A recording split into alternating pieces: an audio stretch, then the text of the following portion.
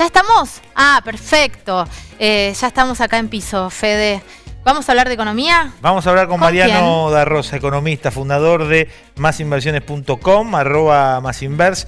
Le vamos a preguntar del alcance para el llano, como siempre, para la gente. ¿Qué le va a cambiar en la economía? Y después, a un nivel más macroeconómico, tras el alcance alcanzado ayer en senadores, haciendo ley el acuerdo con el FMI. Mariano da Rosa, bienvenido a Patagonia en Vivo. Federico y Carolina lo saludan. Hola Federico, hola Carolina, ¿cómo están? Bien, bien, muy bien. ¿Vos cómo estás? Todo bien, acá disfrutando del programa, muy lindo programa. Bueno, nos alegra mucho. Bueno, ¿qué alcance tiene este? ¿Qué va a pasar con el acuerdo de FMI para la gente? Mira, el acuerdo en el corto plazo no va a tener un impacto directo en nuestra vida, más allá de lo que anuncia el presidente hoy a las 7 de la tarde. Argentina tiene un problema histórico de falta de crecimiento y claramente el acuerdo con el Fondo Monetario Internacional evita un mal mayor. Pero ahora se acaba de aprobar, es un préstamo del FMI a la Argentina nuevamente, ¿para qué? Para refinanciarlo. Claro. Esto es a nivel macro, ¿no? A nivel institucional. El problema que tiene Argentina, claramente, y el que tenemos cada uno de nosotros, es que Argentina tiene una dicotomía entre una economía exportable y otra que no es exportable. ¿A qué voy con esto? Hay una parte de la población que vive de un sector exportable, es decir, puede ser recursos naturales, puede ser la industria, la agroindustria, que reciben ingresos en dólares. Pero hay otra parte de la economía, por ejemplo, son los comercios, que reciben ingresos en pesos, y esa gente está cada vez más golpeada. El acuerdo con el Fondo Monetario Internacional va a tener un positivo para el día a día de nosotros, siempre y cuando esto se refleje en mayor aumento del poder adquisitivo en dólares, que se pueda reflejar en menor desigualdad. Pero hoy lo que tenemos es un acuerdo con el Fondo Monetario Internacional que tiene gusto a poco para la mayoría de la clase política. ¿El acuerdo genera confianza internacional para la llegada de inversiones o para el manejo mismo de la bolsa, que vimos que tenía como ciertos aires de confianza después de la aprobación de diputados y ahora con lo que pasó en Senado? ¿En los mercados se nota más confiabilidad hacia el país a través de esto?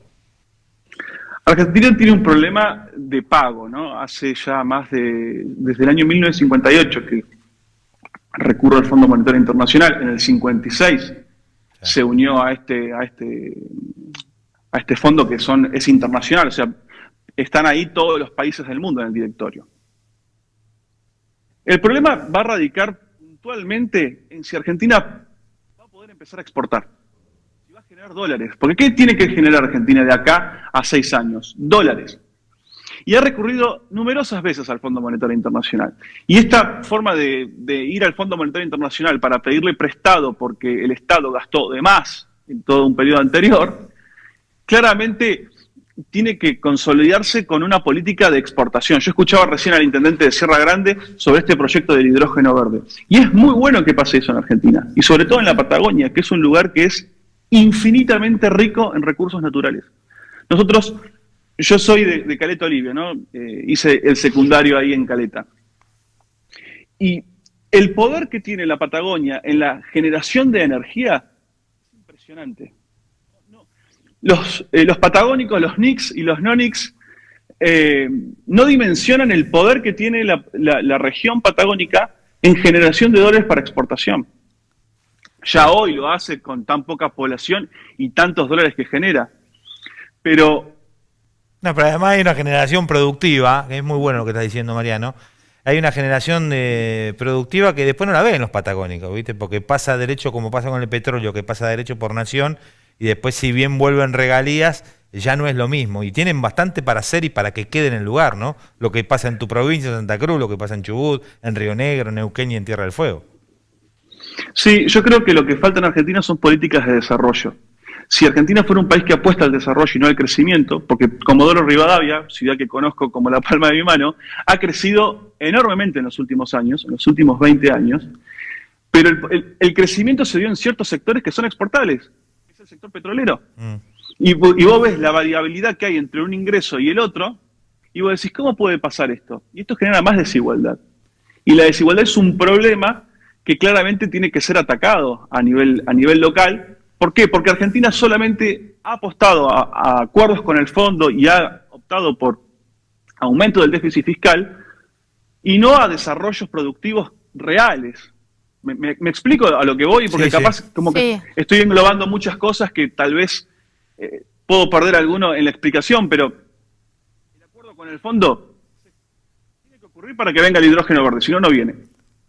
Claro. Pero después de esto, lo que tiene que ocurrir es que eso se transforme en desarrollo, por ejemplo, para Sierra Grande, y que Sierra Grande pueda tener una población que crezca estructuralmente más rica, no más desigual.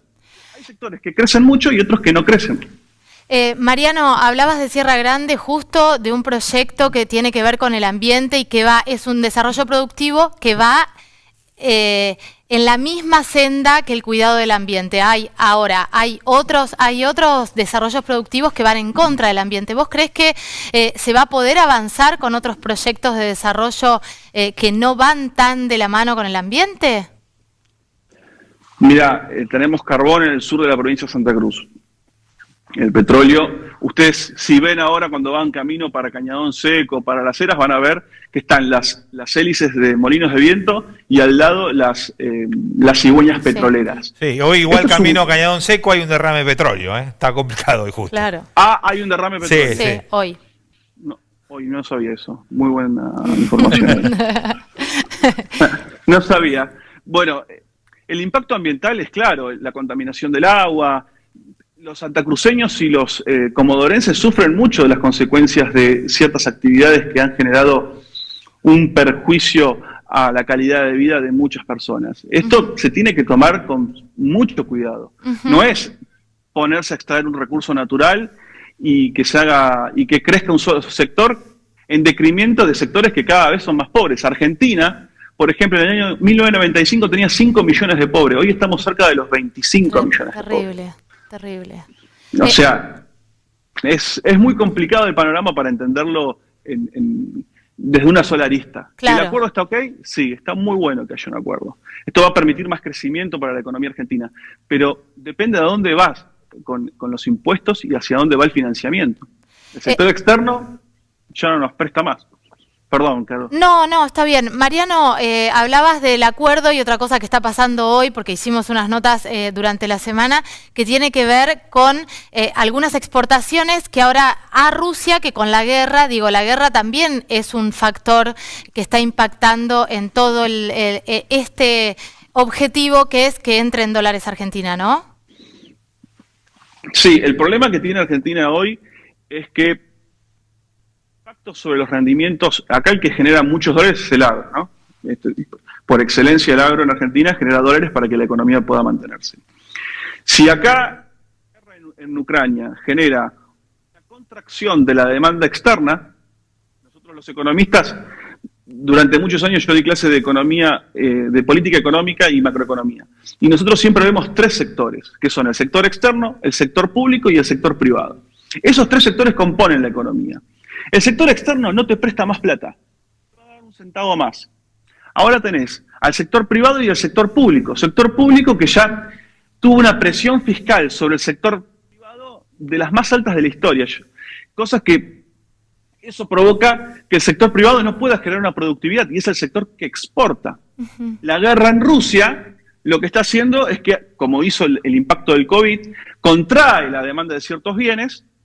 Entre esos bienes están los productos agrícolas, pero que también son afectados por el aumento del calentamiento global, que están haciendo bajar los rindes y se necesitan, por ejemplo, para el trigo se necesita el HB4, que es un trigo transgénico. Claro. ¿Se dice transgénico, no? Transgénico. Transgénico. Argentina le cuesta la guerra de Ucrania. El precio de bienes que comemos nosotros cotidianamente, que es el trigo y el aceite, el girasol. Los precios están subiendo y ya estamos notando escasez. Y Europa levantó el teléfono a último momento pidiéndole a la Argentina que pueda mandar trigo a Europa, porque recuerden que nosotros no tenemos exportaciones libres a la Unión Europea. En cambio, Ucrania proveía de estos bienes a la Unión Europea. Y esto genera un problema a nivel global de diversificación del riesgo, los mercados están mucho más volátiles, los mercados, el oro sube, las materias primas suben, el petróleo subió, pero suben de manera volátil. Pueden estar en $140 una semana y a la otra puede estar con un 40% más barato a $100 como está estos días. Es decir, la dinámica que estamos viendo a nivel internacional es muy compleja. Argentina no se puede cerrar, necesita inversiones del sector externo. Esto hace fluido el intercambio comercial, pero el problema es que Argentina no puede salir a pedir deuda fuera hasta 2025.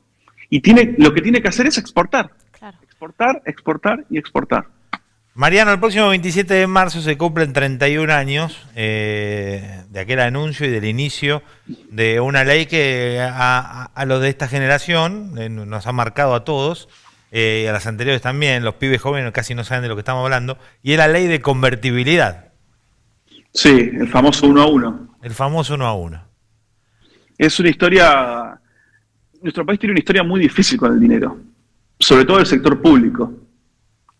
No sé si ustedes han escuchado esto en la televisión, está bueno porque ha empezado a tener cada vez más difusión. La pérdida de 13 ceros de la moneda, sí, desde principios del siglo pasado. Y el último tramo es de tanta historia de peso, ley peso, peso argentino, hubo varios nombres. Vino este último peso que es el peso convertible. Yo soy generación peso, por ejemplo, yo nací en el 89.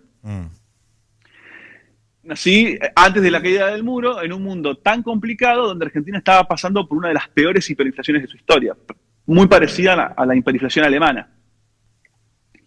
La hiperinflación ocurre cuando el Estado ya no puede contra lo que tiene que pagar, o sea, su déficit fiscal es cada vez mayor. Y entró Menem y bueno, entró Cavallo también a los meses, porque no entró enseguida Cavallo. No. Y se decretó primero la ley. estuvo el ministro, el de Bujibor, ¿no? Roy, que se murió a los 7, 8 días. Sí, se murió y después vino otro que generó una hiper. Sí. Y después vino Cavallo, porque Cavallo empezó como lo que es Cafiero hoy, se me fue el nombre. El canciller. Canciller. Claro, era el canciller. Cavallo era canciller. Bueno, entonces se crea el 1 a 1, una economía justamente pro mercado, pero pro mercado con déficit fiscal. Porque el único año que tuvo superávit fiscal la Argentina en la época de Menem fue cuando se vendieron las empresas. Claro. La idea del 1 a 1, la idea de tener un valor de moneda y no respaldarlo con emisión monetaria, ¿es correcto? Sí, es correcto.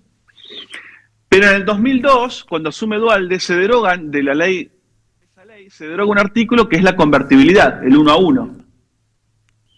Y entramos en otro proceso. El peso se lo puede dividir en dos grandes procesos. El periodo de 1 a 1 y el periodo de la posconvertibilidad, que comienza con Duhalde, Kirchner, Fernández de Kirchner, Macri y Fernández. Esa transición nueva ha generado, por ejemplo, que el valor del peso pierda 200 veces su valor. Sí. ¿No? Comparado con el dólar. Si lo comparamos con el oro, por ejemplo, perdió muchísimo más veces, casi 6.000 veces perdió. Es muy interesante, me gusta mucho además la historia, Mariano, y te voy a invitar para que vengas al programa. Así, la semana que viene, puedes venir, cuando sea la fecha, el 27 de marzo, así hablamos de la ley de convertibilidad y después también de las cuasimonedas que estuvieron sobre el cierre de esta los ley. LECOPS. ¿Te gustó? Me encantó, los LECOPS, me acuerdo. Los LECOPS, claro, los patacones, y en cada provincia tuvo el suyo. Por eso, en la semana te vamos a llamar a ver si puedes venir aquí a los estudios y charlamos un poco de historia económica. ¿Querés? Bueno, dale, no tengo problema. Hoy estoy en la provincia de Buenos Aires. Bueno. Pero un placer si puedo estar por Santa Cruz y pasarme por allá, encantado. Ahí estaba Mariano da Rosa, economista. Gracias, Mariano, nos reencontramos en algún momento. Un saludo, chicos. Hablando de todo un poco, pero del acuerdo del FMI, por supuesto también de lo que ha sido estos 31 años de la ley de convertibilidad. ¿Te acuerdas el anuncio? Sí, me acuerdo poco en realidad. No era tan chiquita yo, pero debo haber estado en Júpiter porque me acuerdo poco de la ley de convertibilidad. Yo me acuerdo del anuncio de apertura y también del anuncio cuando derogaron la ley, que fue pasado el 2001, ¿no? Una convertibilidad insostenible en los últimos años, en realidad en los pocos años del gobierno de la Rúa, que había hecho una promesa electoral de mantenerla y después era muy difícil para sostenerla.